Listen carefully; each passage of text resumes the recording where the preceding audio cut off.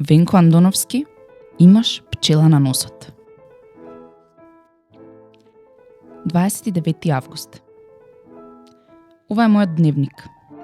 И нема шанси некој друг освен мене да го прочита. Ќе го прочита само Сани.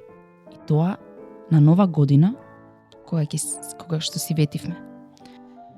Тој ќе води дневник, јас ќе водам дневник додека сме разделени и ќе си ги размениме точно на полноќ на 31 декември.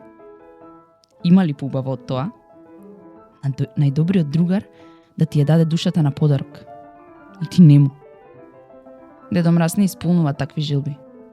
Тој подарува главно играчки. А душата не е играчка, ниту се пакува во светла и шарена хартија. Инаку веднаш да расчистиме, со Сани немаме ништо. Мислам, во онаа смисла. Не ми е момче, не сум му девојка. Ние сме како едно поделено во две. Вода од исти извор во два бокала. Од мали сме како паричка. На едната страна на сликата сум јас, а на другата е тој.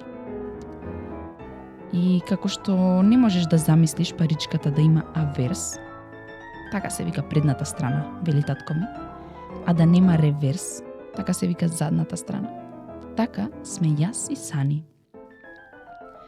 Татко ми и неговата генерација го викале тоа писмо и глава. Тоа реверс и аверс. Така и не викаат татко му и татко ми. Еве го писмото и главата доаѓаат. Сани има уште бубава според ме, уствари. Вели, не сме како паричка, туку како тенок лист хартија. Тоа е ликот, јас опачината на листот. Напиши нешто на едната страна од хартијата, се познава и се чита и од опачината.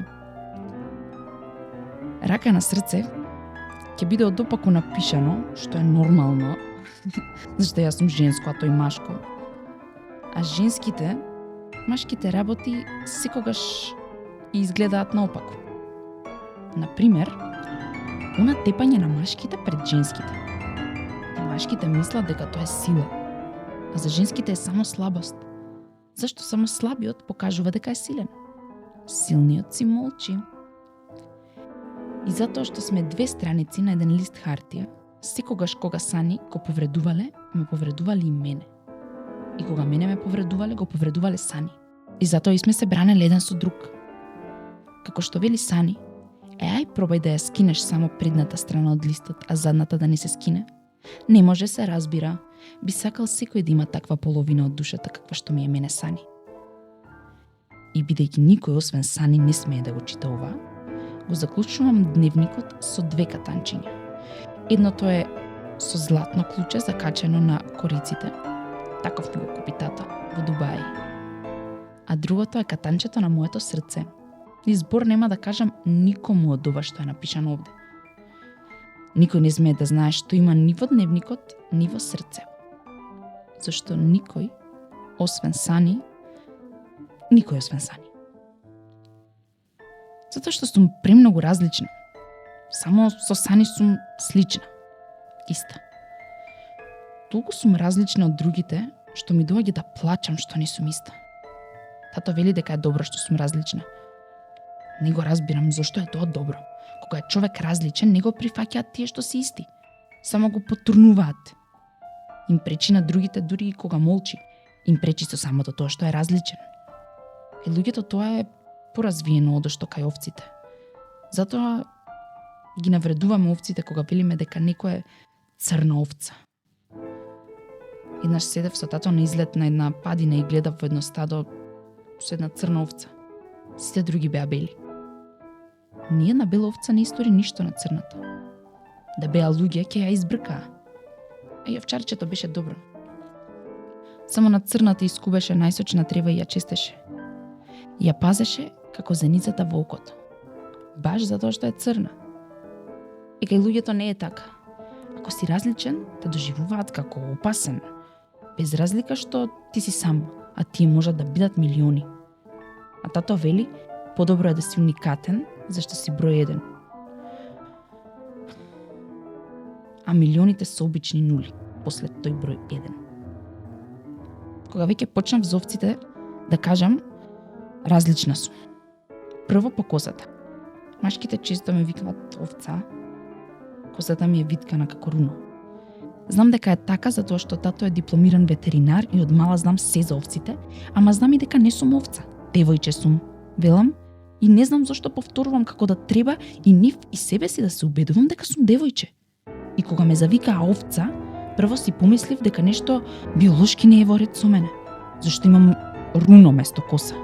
Читав на некои сајтови под келавост и под генетика, видов дека ништо на вистина не е во ред во мене. Таму пишува дека косата се наследува од дедото, од мајчината страна, значи од таткото на мајката. А таткото на мајка ми, дедо Јован, воопшто немаше коса. Јас пак ви реков, овца. Не, нешто на вистина не е во ред генетски со мене. Малку се смирив кога мајка ми на која и кажав за оваа работа, се скина од смеење и извади фотографија од дедо ми кога бил млад. Таму имаше коса, дури и виткана, сета кадрици. Ми објасни дека потоа келавел од маки. И јас имам големи маки. Најголемо ми е што не сум како другите, а не сум келава. Не ми е чиста таа работа со фотографијата. Мама е графички дизајнер, чуда прави со компјутери и фотошоп. Каде да знам дека не му ставила кадрева коса на дедо ми само за да ме утеши? Поради оваа моја особина, да се сомневам во се, тато ме вика Херкул Поаро. Знаете кој е тој? Оној детектив од романите на Агата Кристи. Мојата омилена писателка на детективски романи. Има и филмови со него. Има многу интересни мустаки, свиени нагоре како рогови на бик, изборува британски со француски акцент. И секогаш ги решава сите мистерии, убиства, кражби, измами. Тато вели дека и нему му бил омилен лик од книгите. Значи по таа работа, по сомнежот, сум на тато. Во последно време, не знам зошто, почна да ме вика Херкула. Веројатно, затоа што свати дека сум му керка, а не син. Чудни се татковците овде. И на керките многу често им велат: сине, додај ми ова, сине, направи она. Ама ајде, тоа. Со косата најмала работа. Различни сум и по други работи. Например, сите си штедат пари, јас ги трошам. Тато вели држам пари како решето вода. Прво не знаев што е решето, ама изгуглав и видов. Така на село се вика цеделка. Дури тогаш сватив што сака да каже. Тој мама ја обвинува за истата работа. Ја кара, ама не ако троши за други, туку ако си купува себе си чевли. Ја вика стонога, зашто мама има сигурно 50 чифта чевли. Каде да одиме си купува чевли. Јас не. Имам едни бели патики Пума и едни тиркизни Адидас и доволни ми се.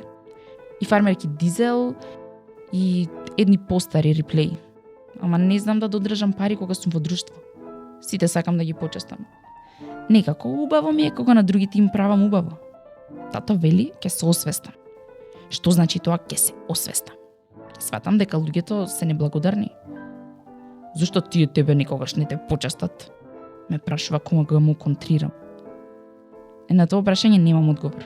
И не сакам да имам, не сакам да се разочарувам, зашто чувствувам дека тато има до некаде право. Вистина, зашто Ана Марија никогаш не ме почести? Каролина и Солзица знаат понекогаш да почестат, ама таа никогаш. Веќе 3 месеци се познаваме, а само јас честам. Исто беше и со другарките додека живеевме во Скопје. Понекогаш си мислам, може би не ме честат токму затоа што сум различна. Ќе прекинам, морам да одам.